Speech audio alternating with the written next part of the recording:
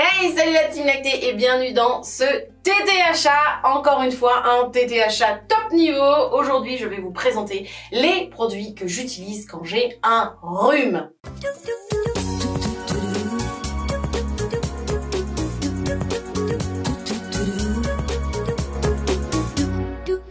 Atchoum! Oui, ce genre de rhume là, voilà. Eh bien, effectivement, quand je suis malade, il m'arrive d'utiliser, il m'arrive pas d'ailleurs, c'est tout le temps, d'utiliser des produits juste naturels et avec lesquels je me soigne fort bien. On va commencer, c'est parti. Alors en effet, j'utilise du propolis. Il faut savoir que le propolis, c'est quand même quelque chose qui est utilisé depuis l'Antiquité quand même, les gars. C'est-à-dire que Mère Nature fait quand même hyper bien son job. Voilà, le propolis, c'est un truc qui existe depuis l'Antiquité et qu'on utilise depuis l'Antiquité. D'ailleurs, un fait que l'on a observé depuis que l'on a pu retranscrire des manuscrits égyptiens, c'est que le propolis était déjà utilisé par nos ancêtres comme médicament sur les plaies par exemple, grâce entre autres à son pouvoir antimicrobien. Il l'utilisait aussi pour les troubles digestifs et respiratoires. Aujourd'hui, à l'heure actuelle où moi je vous parle, le propolis est connu comme le meilleur antibiotique naturel, un des plus puissants qui a déjà prouvé son efficacité sur plus de 200 maladies. C'est un petit peu un truc de ouf comme quoi, hein. Mère Nature ne fait pas que... Elle bosse bien quand même, Mère Nature, elle bosse bien. Hein. Alors en l'occurrence, pourquoi est-ce que j'utilise le propolis quand je suis malade? Eh bien tout simplement parce que c'est un antiseptique, un antimicrobien comme on vient de le dire, et un antifongique. Comme vous avez pu le voir, j'utilise aussi du citron. Oui, tout bête, le citron, voilà. Le citron, vous allez dans n'importe quel primeur et du citron. Voilà. Bio de préférence, c'est toujours mieux, mais à défaut, du citron, c'est très bien.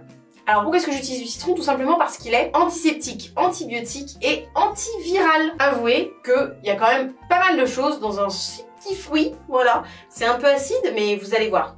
Juste après, je vous mets ma recette. Mais effectivement, dans ce petit fruit, finalement, il y a plein de choses qui sont pratiques pour défendre notre corps. Vous l'avez vu aussi, j'utilise du thym. Alors, l'utilisation du thym, elle remonte à l'ère romaine. C'est un petit peu moins vieux que le propolis, mais quand même, à l'échelle humaine, ça reste assez vieux comme utilisation. Et donc, c'est utilisé à peu près depuis l'ère romaine pour ses propriétés antiseptiques, antibactériennes et elle aussi, antibiotiques. Avouez que finalement, ça sert pas forcément à grand chose d'aller chercher des trucs en pharmacie un peu chimiques, parce que de toute façon, je vous rappelle que la plupart des médicaments qui sont créés sont quand même créés à base de plantes. Je le rappelle comme ça au passage, ça fait jamais de mal. Et que finalement, voilà, avec 3 petits ingrédients assez simples, et ben on peut faire quelque chose d'assez sympa que j'appelle ma potion magique et que je vous mets tout de suite.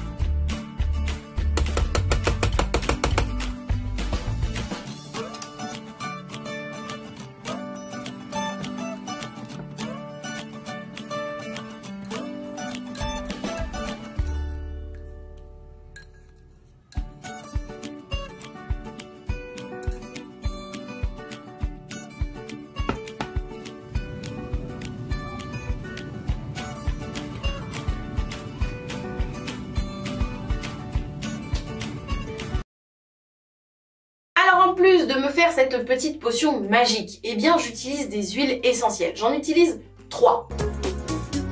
Dans les huiles essentielles que j'utilise l'eucalyptus. L'eucalyptus est reconnu pour favoriser un bon fonctionnement du système immunitaire. Elle est aussi antibactérienne et antivirale. Et c'est aussi un très bon expectorant. Je vous passe les termes techniques, je vous mettrai une fiche des caractéristiques de l'huile essentielle d'eucalyptus en description. Sans compter que l'huile essentielle d'eucalyptus va décongestionner les cloisons nasales et faciliter la respiration. Avec ça, j'ai envie de vous dire, en plus de mon petit combo de potions magiques, je suis plutôt pas mal. Mais effectivement, j'utilise une autre huile essentielle. J'utilise l'huile essentielle de tea tree ou arbre à thé. Tout simplement parce que c'est une huile essentielle anti-infectieuse assez polyvalente. C'est une huile essentielle antibactérienne à large spectre. C'est aussi un très bon antiviral qui soutient l'immunité et un anti-inflammatoire. Autant vous dire qu'en cas de rhume, elle est plutôt bien placée, hein. Et pour finir, j'utilise l'huile essentielle de Ravinstara. Cette huile essentielle est un antiviral puissant, surtout sur la sphère respiratoire. Elle aussi, elle stimule l'immunité. C'est plutôt pas mal quand on est malade. Elle stimule aussi l'appareil cardio-respiratoire et est un très bon expectorant. Et puis bien sûr, comme la plupart des ingrédients que je vous ai cités ici, elle est antibactérienne. Alors pour les huiles essentielles, je les utilise de façon très simple. Je prends une noisette d'une huile de mon choix, en général amande douce, j'en ai toujours à la maison. Je mets un peu d'huile d'amande douce dans ma main. Je mets 1 ou 2 gouttes de chaque huile essentielle. Je frotte tout ça un petit peu, c'est un petit peu mon baume Vicks maison. Je frotte tout ça et puis je me fais des massages sur les zones dont j'ai besoin. Donc souvent ici, le haut du dos, ici pour les cloisons. Je peux en mettre un petit peu en dessous pour m'aider aussi un petit peu à respirer. Vous savez, comme ces sticks qu'on se met d'habitude dans le nez qui sentent d'ailleurs l'eucalyptus. Voilà, je m'en mets un petit peu ici. Vous pouvez tout à loisir aussi vous frotter les poignets ou vous faire des petits massages circulaires sur la plante du pied. Et d'ailleurs, ça c'est recommandé pour les bébés d'aller masser avec ces mêmes huiles-là essentielles. Vous pouvez utiliser les mêmes chez votre bébé et vous pouvez masser la plante du pied. Ces huiles essentielles, très importantes, sont compatibles avec l'allaitement. Vous pouvez les utiliser en allaitant. Il n'y a pas de souci. Je préfère le préciser effectivement parce que je pense que la question va m'être posée en commentaire. Donc voilà pour ce petit téléachat du jour, voilà pour les ingrédients que j'utilise quand j'ai un rhume et comment je les utilise. Voilà, j'espère que ça vous sera utile, que vous n'aurez pas à l'utiliser et de toute façon l'hiver est presque passé maintenant, donc j'espère pas, mais au moins vous l'aurez pour l'hiver prochain. Voilà, j'espère qu'elle vous aura été utile. Si ça a été le cas, bien sûr je vous invite à liker la vidéo, je vous invite à vous abonner tout simplement parce que, abonnez-vous, je veux dire au moins vous aurez toutes mes vidéos et toutes mes conneries au passage. Et puis bien sûr à lâcher un petit commentaire pour savoir comment vous soignez en plein hiver. Voilà, histoire qu'on échange nos astuces au naturel. Pour ce qui est du plein des vitamines, je le fais en général aussi quand je suis malade, je le rappelle. Pour ce qui est du plein des vitamines, eh bien je vous avais fait une vidéo la dernière fois sous ce même format, donc je vous renvoie à cette vidéo parce qu'effectivement je me soigne, mais je fais un complément toujours en vitamines, voilà, pour me rebooster un petit peu quand je suis malade. Donc je vous remets la vidéo par ici pour aller voir ce que je prends en plus. Voilà, j'espère que cette vidéo vous aura plu, que vous êtes en pleine forme bien sûr, que vous n'en avez absolument pas besoin et que tout va bien pour vous. Je vous fais des gros bisous, je vous souhaite une belle voie lactée et je vous dis à bientôt pour la prochaine vidéo. Ciao!